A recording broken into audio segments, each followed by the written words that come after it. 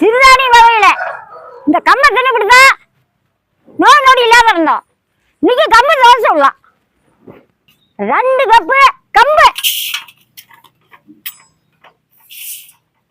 3/4 cup உளுந்து, soya அரிசி 1/4 cup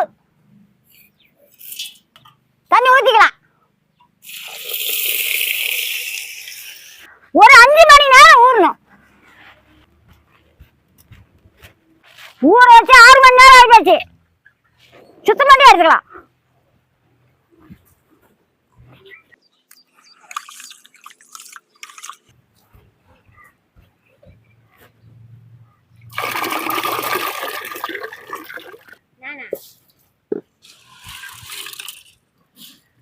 தண்ணி தெளிச்சு தோசை பார்த்து காட்டிக்கலாம்.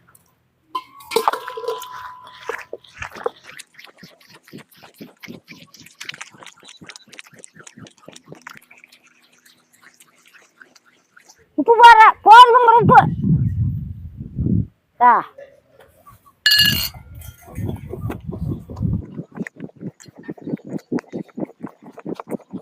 தோசை பார்த்துக்கு எவ்வளோன்னு ஆட்டிக்கலாம்.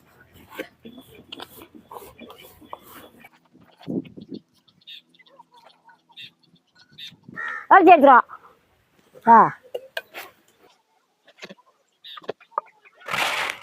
மாவு ஆட்டி வச்சு 2 மணி நேரம் ஆகி போச்சு. இது மாதிரி சுட்டுக்கலாம். 2 மணி நேரம் ஆகி போச்சு. எண்ணெய் ஊற்றுறேன். 4 கூன் எண்ணெய், 1 கூன் கடுகு, சின்ன வெங்காயம் 1 கப்பு,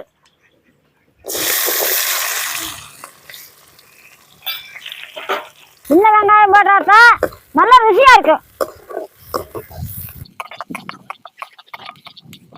வரமிளகாய் 10, நீங்க வேணும்னா பச்சை மிளகாய் போட்டுக்கோ. நாங்க வரமிளகாய் போடுறோம். கருப்புலாந்தழை 1/2 கப்பு, கொத்தமல்லி கீரை 1 கப்பு,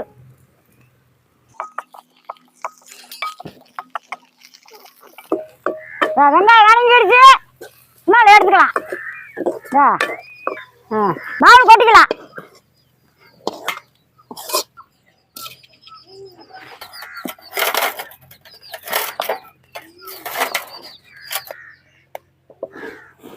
இரும்பு கல்லில் சுட்டா அந்த துருப்பு போய் அண்டிக்கிட்டு உடம்பு நல்லா கொடுக்கும். மாவு கல்லில் சுட்டா உடம்பு நல்லா இருக்கும். தோசை நல்லா பஞ்சு மாதிரி இருக்கு.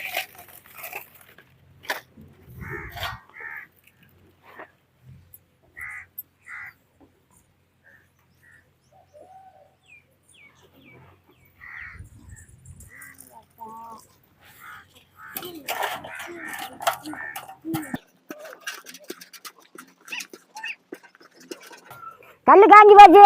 தான் மாவு ஊத்துறேன்.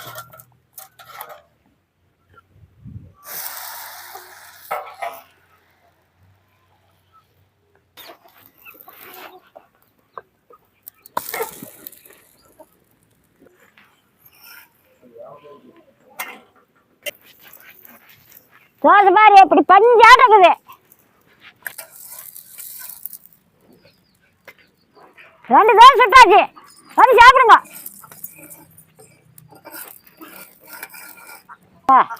அப்படியா பஞ்சாட்டம் இருக்குது பாருதா.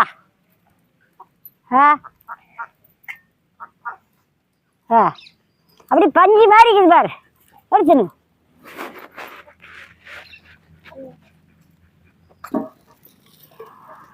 அந்த பிள்ளைக்கு அந்த மிளகாய் இல்லாத எடுத்து ஊட்டி விடு.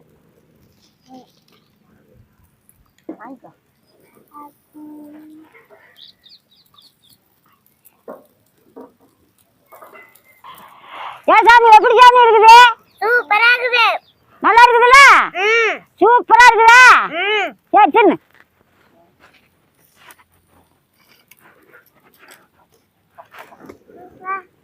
சூப்பரா இருக்குதா? பாப்பாடு கூட சூப்பரா இருக்குதாமடா.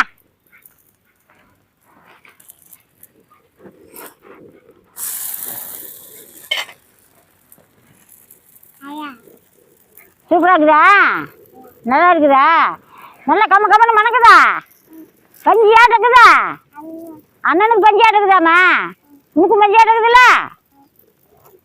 சுடு சுடுதான் சாப்பிட்ற. நீங்களும் வாங்க சாப்பிடலாம்.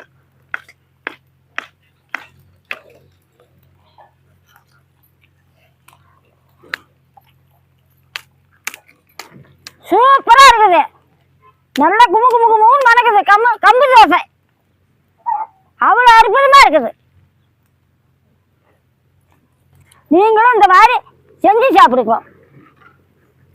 நல்ல வரவை கொடுக்கும், நல்லா இரும்பு சத்து கொடுக்கும்.